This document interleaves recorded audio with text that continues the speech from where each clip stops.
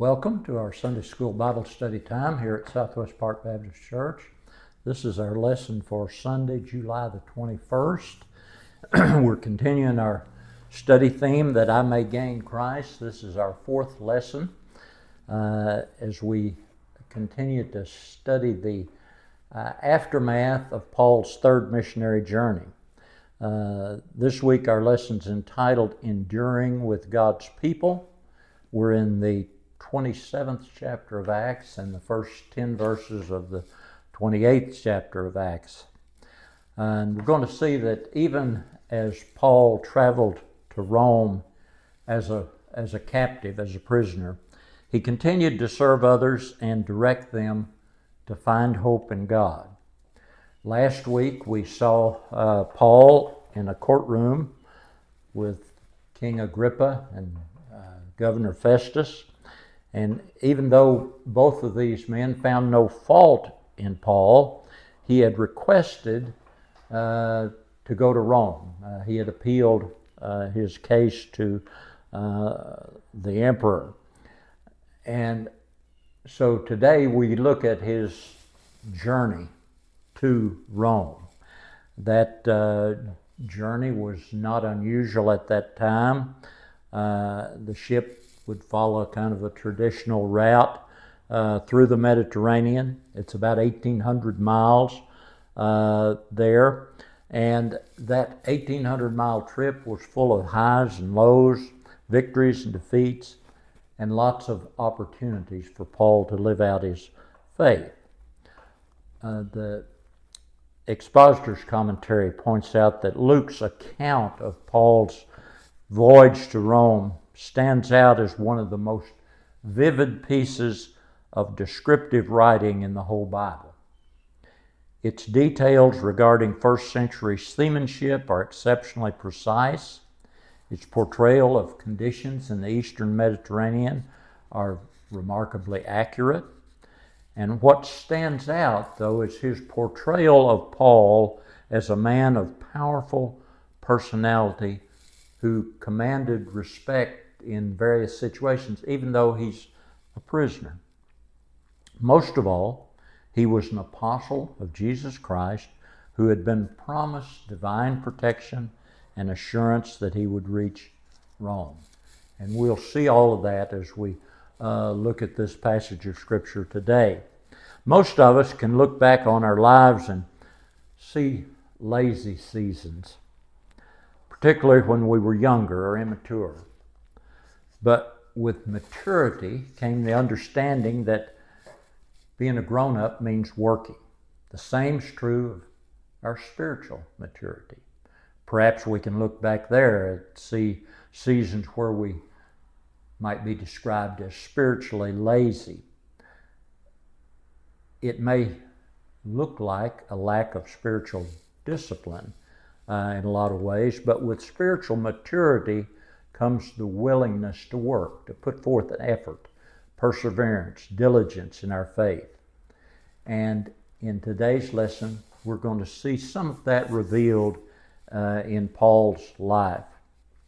As we open up the 27th chapter of Acts, it was determined that Paul would sail to Italy, and so they delivered Paul into the care of a centurion named Julius. And Julius will play an important role in Paul's journey to Rome. Verses 2 through 8 plot the course. And Luke's account here shows that the first part of the journey was fairly pleasant. But then in verse 4, we read that they ran into headwinds and the ship had to sail north of the island of Cyprus, using it and the mainland to kind of break the force of the winds. And eventually they reached the port of Myra, where a larger ship was found to sail to Italy. Myra was one of the key cities of the territory of Lycia in southern Asia Minor, and it was due north of Alexandria in Egypt, and it was a key stopping point for the grain vessels that traveled to Rome. And a lot of those came from Alexandria in Egypt.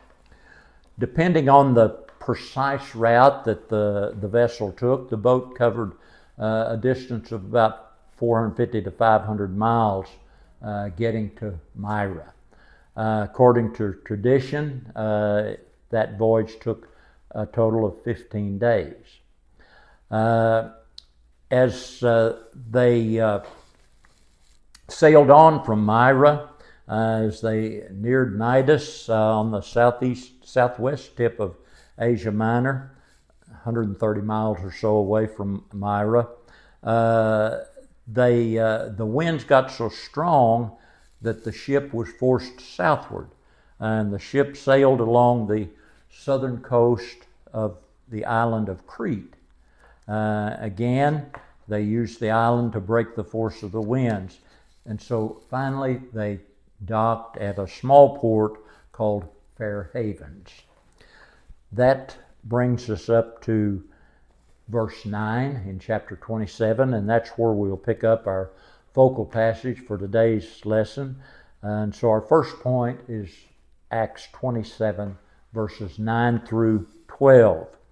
Even in adversity, God's people seek the welfare of others. By now, much time had passed, and the voyage was already dangerous, since the Day of Atonement was already over.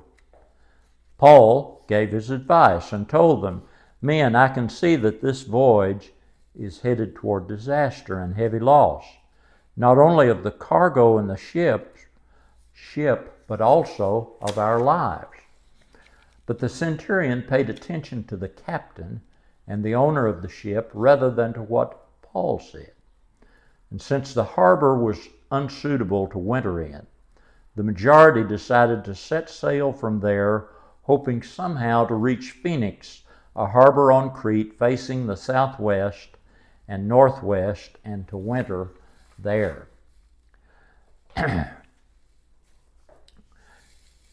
Luke tells us here in verse 9, he gives us the time frame.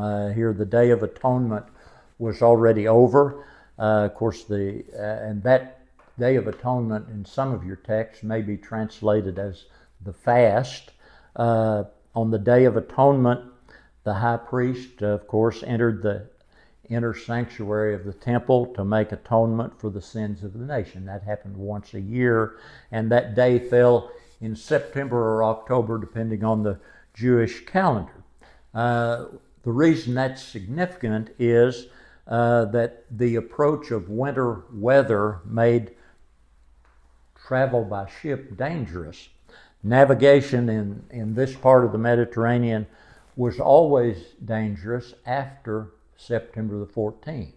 And it was considered virtually impossible after November the 11th. So they're in that dangerous period between September the 14th and November the 11th.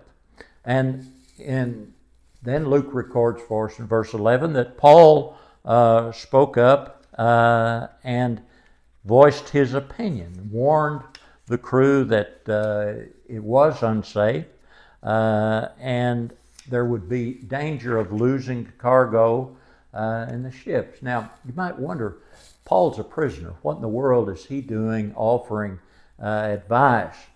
And it's not a matter of him prophesying the ship's demise.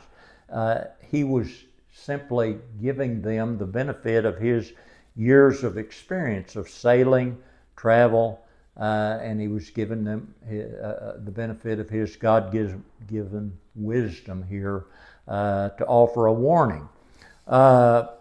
We read in 2 Corinthians 11:25, Paul say, 3 times I was shipwrecked. I've spent a night and a day in the open sea. This was Paul's last voyage, so it means that at least a couple other times Paul had been shipwrecked, and so he wasn't a sailor, but he had experience about the dangers of sailing here. and he knew the conditions were bad, and he voiced a warning. The ship was going to have to winter here on the island of Crete, but the question is where? The island of Crete's the fifth largest in the Mediterranean Sea, after Cyprus, Sicily, Sardinia, and Corsica. It's about 162 miles from east to west. And it's an important little island there. There's literary and archaeological evidence of a Jewish presence on the island. It was evangelized at some point early in the first century, and after his Roman imprisonment, Paul returned to the island, and he left Titus there to give leadership and assistance to the churches. Where they are at Fair Haven here is a very small place, and so the crew, the owner and the ship's captain, didn't feel like it was a very good place to winter, and so they preferred to move on to the larger, safer port of Phoenix, about 40-50 miles on west of Fair Havens. And as Luke tells us here in verse 11, the centurion agreed with the pilot and the ship's owner that it would be better if they could move on to winter at Phoenix. And so that's what they decided to do. It could be that the owner wanted to get his grain to a larger port there where he could sell some of it. And Julius, the centurion, probably wanted a better place to winter than this small port of Fair Haven here. So, verses 13 through 20 are not part of our focal passage, but they tell us what happened. 13 through 15, shortly after they'd made this decision to move on to Phoenix, there was a gentle southern wind that began to blow. And so it appeared that they wouldn't have any trouble crossing the Gulf of Masara there to reach Phoenix.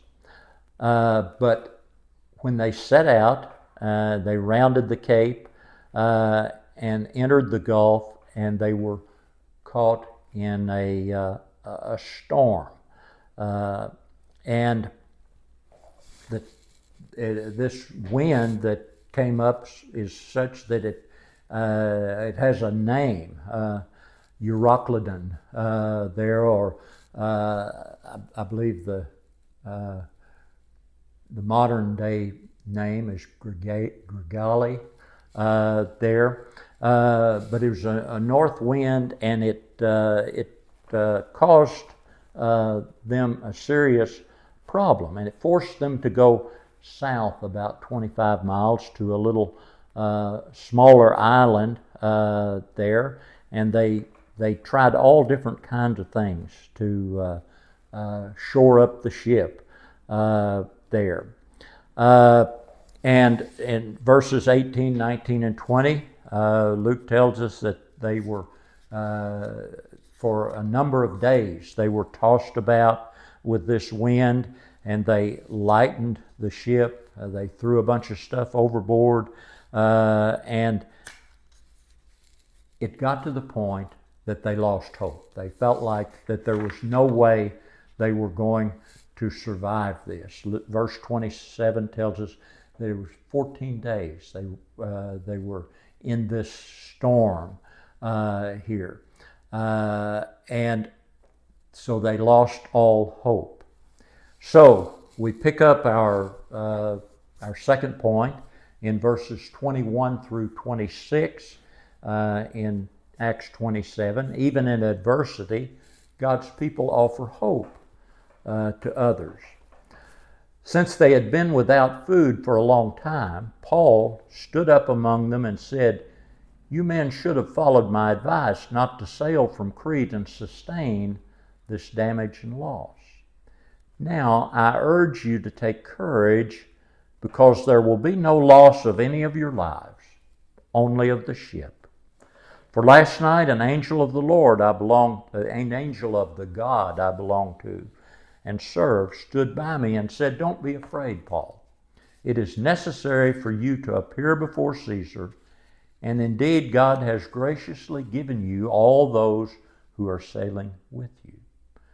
So take courage, men, because I believe God that it will be just the way it was told to me. But we have to run aground," or some of your translations say be shipwrecked, "on some island." So Luke records in verse 21 there that they had been without food for a long time. He doesn't really explain that phrase, and it could mean a number of different things. They may not have had much food on board, as they'd been throwing a lot of stuff overboard to lighten the load. They may have been so tossed about that they were too seasick to be able to eat even, or perhaps it was so tempestuous that they couldn't prepare the food. Whatever the circumstance, whatever the reason that they weren't able to take food for these number of days, it was a dire situation. But as we've seen in this passage, toward the end of that 14-day storm, an angel of God had appeared to Paul and reassured him of a message of comfort in this time of crisis. And so the next morning, Paul shared this vision with his companions on board. Now, he was human enough to say, in effect, "I told you so. I told you we shouldn't sail. We shouldn't try this." Others maybe take a little more charitable view of what Paul said here, and view it as his simply encouraging the group to listen to him as a credible speaker, since what he had predicted might happen had come to pass. And he uses that then to offer them this message of hope. He assured them that the ship would be lost, but no one would lose their life. How did he know that? Well, as he tells us in verse 23, an angel of the Lord had appeared to him that night, assuring him that he would stand before Caesar in Rome. You remember that a few weeks ago we studied how the Lord appeared to Paul while he was imprisoned at Jerusalem in a difficult time in his life. And he reassured Paul and encouraged him by telling him that just like he had been a faithful witness in Jerusalem, he would have that same opportunity in Rome. And so now, in the midst of this storm, he again appears to Paul with a word of encouragement and reassurance. And in addition to that, Paul had been assured that all those who sailed with him would be preserved. They would not lose their lives. And so he encourages the group with this message: take courage, because I believe God that it'll be just the way it was told to me. His first speech in this narrative is very important. He and the others will make it safely through the storm because of the providence of God. The Lord will keep his promise. He will see to it that Paul gets to Rome. Even so, Paul warns the audience that there's more storm to face and that they will be shipwrecked on some island before final deliverance. So, how should we view the actions of Paul in these circumstances? A.W. Tozer, old-time preacher who preached in the first part of the 1900s, writes this: "When the south wind blew softly, the ship that carried Paul sailed smoothly enough, and no one on board knew who Paul was or how much strength of character lay hidden behind that rather plain exterior. But when the mighty tempest, Euroclydon, burst upon them, Paul's greatness was soon the talk of everyone on the ship. The apostle, though himself a prisoner, quite literally took command of the vessel, made decisions, and issued orders that meant life or death to the people." And I think the trials brought to head something in Paul that had not been clear even to him. Beautiful theory was quickly crystallized into hard fact when the tempest struck.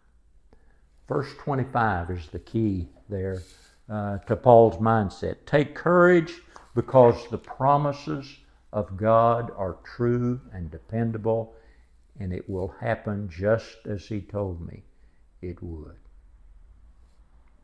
Well, as we move on in the rest of chapter 27, when the 14th night came, and they're still experiencing this storm, but they sensed that they were drawn near to land, and so they took a sounding, and they found that the depth of the sea there was 20 fathoms. A fathom's about 6 foot, and so it's about 120 feet deep. And they moved on a little further, and they sounded again. They took another reading, and now it's 15 fathoms, just 90 feet. So they're getting into shallower water, and they were afraid that they might run aground on some rocks, and so they cast 4 anchors out and waited for the morning there. And then in verses 30 through 32, Luke records how some of the crew schemed to save themselves by lowering the lifeboat, and they pretended they were putting out more anchors, but they were really going to desert them and save themselves. Paul saw what they were doing, and so he warned Julius that they would all lose their lives if the sailors deserted the ship. And so here Julius took Paul's advice and ordered his men to cut the lines, and so they let that lifeboat float away. Verses 33 through 38. The storm had been so fierce that preparing food had been impossible.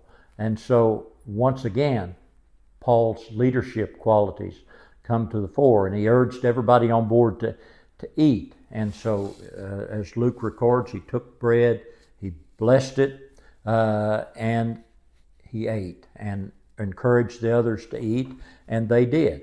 And so strengthened by the food, they threw the grain cargo overboard to give the ship a little shallower draft as they beached.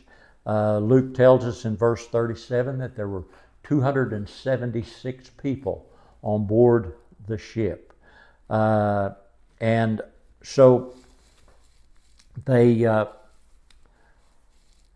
ran aground there. And it says the boat stuck on the sandbar there, remained immovable, and so part of it was broken away, and so the ship's destroyed. The soldiers' first inclination was to kill all the prisoners, lest they should escape, because they were responsible for them. And as we've talked about before, Roman military law decreed that a guard who lost a prisoner could expect the same penalty that the escaped prisoner would have suffered. But Julius was determined to protect Paul, and he prevented this, and he ordered everybody to get to land either by swimming if they were able to swim, or to hold on to pieces of the wreckage. And So in that way, all 276 of these people on the ship managed to make their way to safety. They all escaped safely to land. Chapter 28, as we move into chapter 28, tells us that when they escaped, they found that the island was called Malta there. Some of your translations use the term Melita there. It's an island about 18 miles long, 8 miles wide. It's 58 miles south of Sicily, 180 miles northeast of the African coast there. Luke records that the natives there on Malta showed unusual kindness to the people. They kindled a fire, made everybody welcome because it was raining and it was cold. And he records how Paul was gathering a bundle of sticks and laying them on the fire, and a snake, a viper, came out and bit him, fastened onto his hand. And so all of the people expected Paul to die from the snake bite. And their first reaction to that, no doubt this man is a murderer, whom though he's escaped from the sea, yet justice does not allow him to live. So in their mind, he's getting the punishment he deserved there. Verses 5 and 6 tell us that he didn't suffer any ill effects. He just shook that snake off and he suffered no harm.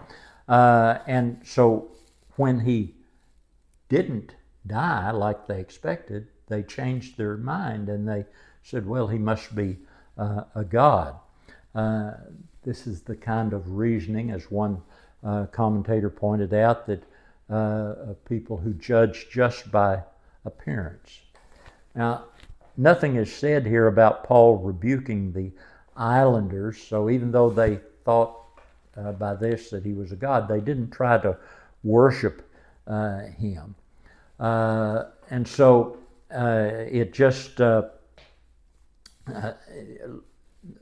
Luke probably records this incident here, gives us this vivid detail because he wants us to appreciate that Paul was not only a heaven-directed man with a God-given message, but he was also a heaven-protected man here. The account of the storm, the shipwreck, and now this incident stresses and emphasizes God's watching over him here. So we pick up our third point here in verse 7, and so in Acts chapter 28, verses 7 through 10. Now, in the area around that place was an estate belonging to the leading man of the island named Publius, who welcomed us and entertained us hospitably for 3 days. Publius' father was in bed suffering from fever and dysentery. Paul went to him and praying and laying his hands on him, he healed him. After this, the rest of those on the island who had diseases also came and were healed. And so they heaped many honors on us. And when we sailed, they gave us what we needed. So, Publius, I think it's to be understood that he's the Roman governor. He's one of the leading officials here on the island. And so he brought the survivors to his estate here, and he entertained them for the next 3 days while they sorted out all the arrangements here.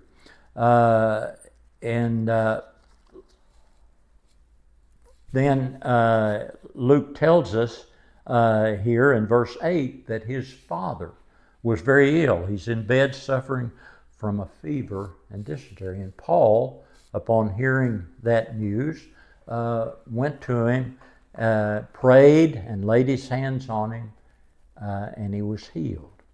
Paul spent 3 months there, and the shipwrecked group spent 3 months on Malta.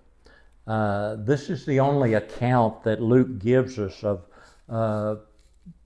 any incidents occurring while they stayed there. And Luke probably included this to illustrate how Paul continues to minister even in these dire circumstances. No matter what the circumstances are, the true servant of Christ is like Paul, never off duty for the Lord. Some have speculated that the malady that he was suffering from may have been Malta fever. I think it was identified in the late 1800s as coming from the milk of Maltese goats. And these cases of Malta fever are long-lasting. They average lasting for like 4 months, but can last as long as 2 or 3 years here.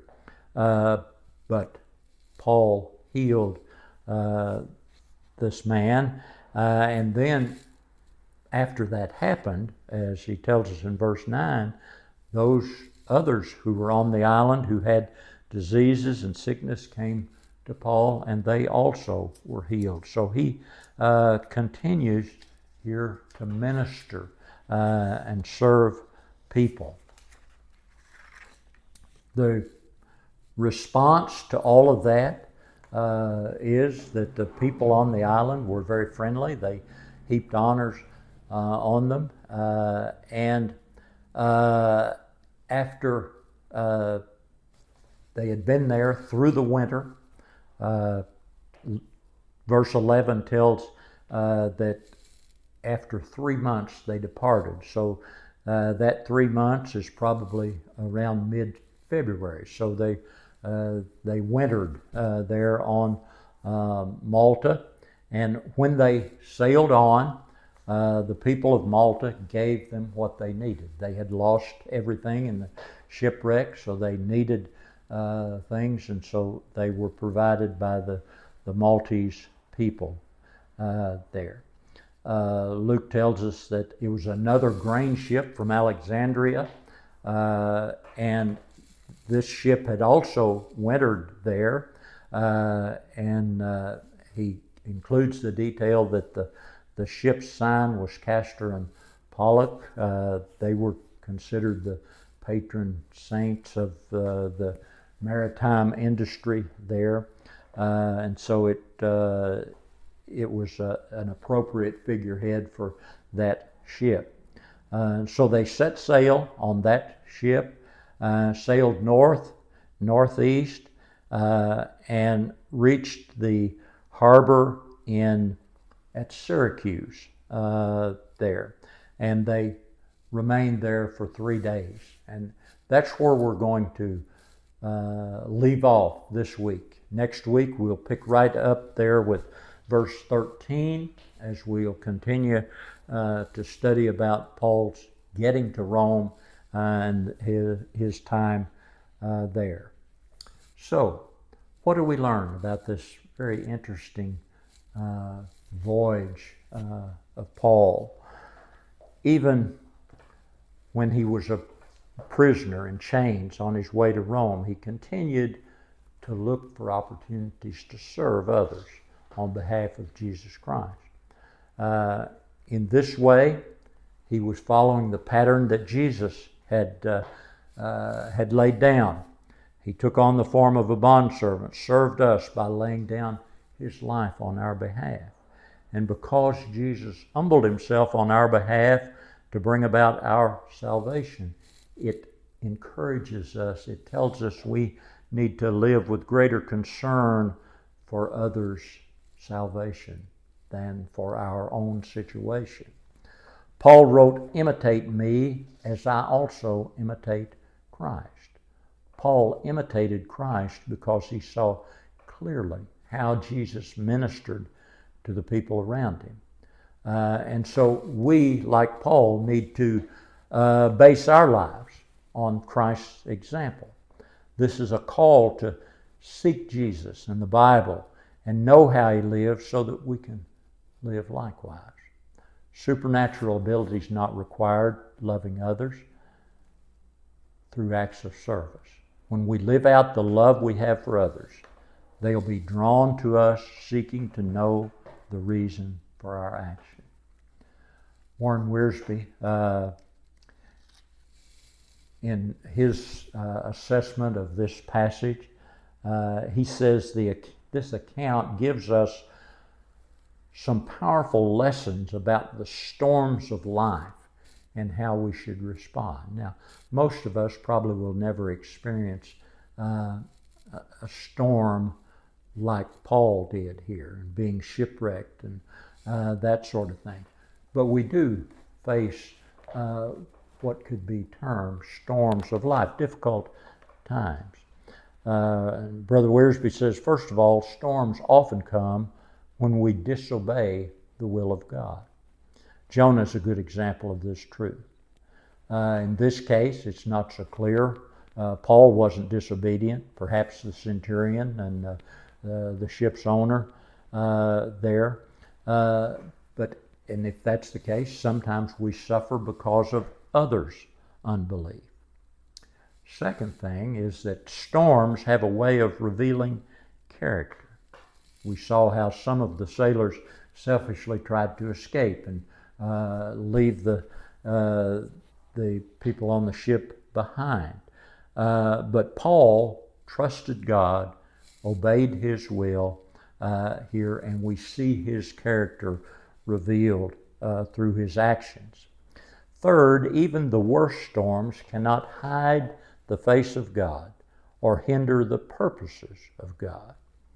Paul had received the word of assurance that they needed, and God overruled so that his servant arrived safely in Rome. Finally, storms can give us opportunities to serve others and bear witness to Jesus Christ.